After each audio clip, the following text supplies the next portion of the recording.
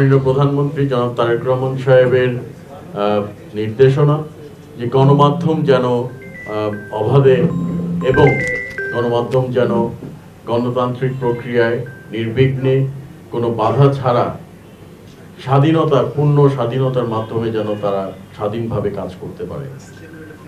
আমরাও সেটা চাই এবং আপনারা স্বাধীনভাবে যদি কাজ করতে পারেন, শুধু সংবাদ গণমাধ্যম শুধু নয়, বাংলাদেশের জন্য কিন্তু এটি একটি ভালো সুফল বয়ে আনবে।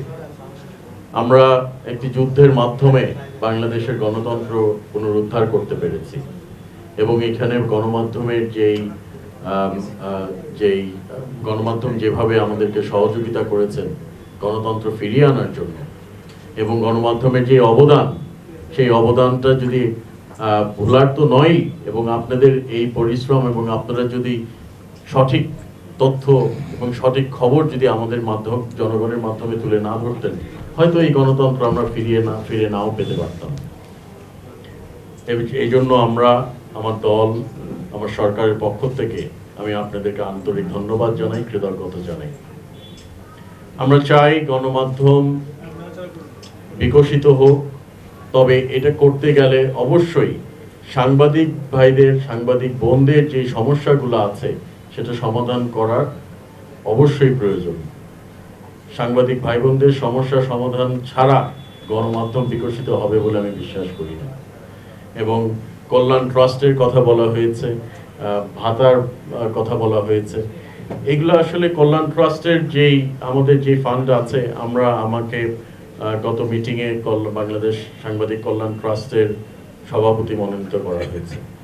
আমি যেটা দেখলাম এর পরিধিটি অনেক বাড়াতে হবে। বাংলাদেশের আনুপাতিক হারে যদি আমরা বন্টন করি, শ্রম বন্টন করলেও অনেক উপজেলায় বা অনেক জেলায় যেই অনুদানটা যাবে বা যেই সহযোগিতাটা যাবে, এটা একদম নগণ্য। এটা অনেক বাড়ানোর প্রয়োজন আছে, যেটা আপনারা অনেকে আজকে সমর্থন করলেন এবং আজকে অনেকে প্রস্তাবও দিলেন।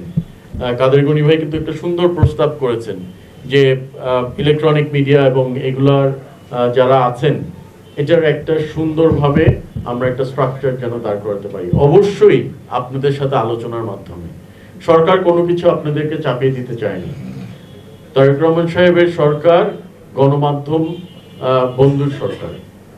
আমরা জনগণের সরকার, জনগণের ভোটের মাধ্যমে আমরা এই সরকারে দায়িত্ব পেয়েছি। জনগণ আমাদেরকে ভোট দিয়েছে বলেই আমরা সরকার গঠন করতে পেরেছি এবং এটাতে আপনাদের যে অবদান সেটা আমরা অবশ্যই শ্রদ্ধা করে আমরা এটা স্মরণ করি এবং এটা আমরা মনে করি যে আপনারা যে বস্তুনিষ্ঠ সংবাদ প্রচার করে গেছেন সেটা অব্যাহত রাখবেন এবং গণতন্ত্র টিকিয়ে রাখার জন্য অব্যাহত রাখবেন।